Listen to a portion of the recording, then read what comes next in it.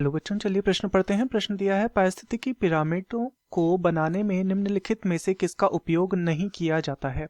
विकल्प ए है शुष्क भार, विकल्प बी है व्यष्टियों की संख्या, विकल्प सी है ऊर्जा प्रवाह की दर तथा विकल्प डी है ताजा भार।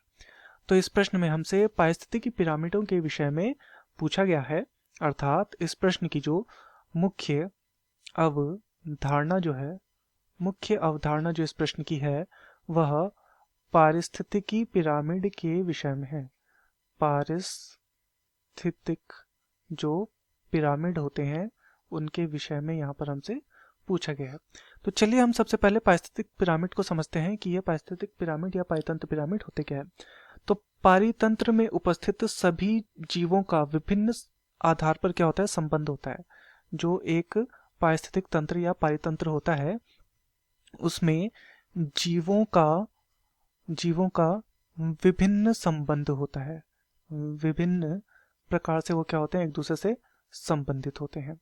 तथा जब इन संबंधों को पिरामिड रूप में निरूपण किया जाता है, पिरामिड रूप में निरूपण जब इस संबंध का किया जाता है तो उसे कहा जाता है पारिस्थितिक पिरामिड। तो इसमें क्या होता है, इस प्रकार के जो पिरामिड होते हैं ये हम तीन प्रकार से या मुख्यतः तीन संबंधों के आधार पर बनाए जाते हैं। पहला जो इसमें होता है, पहला होता है संख्या का पिरामिड। संख्या का पिरामिड।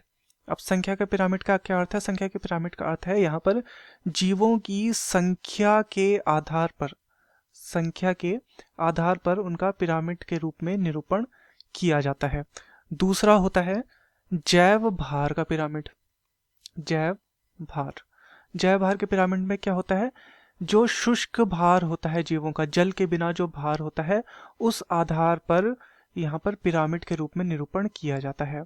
तथा तीसरा जो होता है वह होता है ऊर्जा का पिरामिड। ऊर्जा, तो यहाँ पर क्या होता है, जो ऊर्जा संचरण की दर होती है जीवों के मध्य, उसके आधार पर यहाँ पर पिरामिड को तैयार किया जाता है। तो ये विकल्पों को देखते हैं। विकल्प ए है शुष्क भार या जैव भार भी हम इसे बोल सकते हैं, तो ये हमारा गलत हो जाएगा क्योंकि इसके आधार पर पिरामिड बनाया जाता है। विकल्प बी है व्यष्टियों की संख्या के आधार पर पिरामिड बनता है, तो यह भी हमारा गलत हो जाएगा। विकल्प सी है ऊर्जा प्रवाह की दर के अनुसार भी यहाँ पर पिरामिड बनता है, तो यह भी गलत हो जाएगा।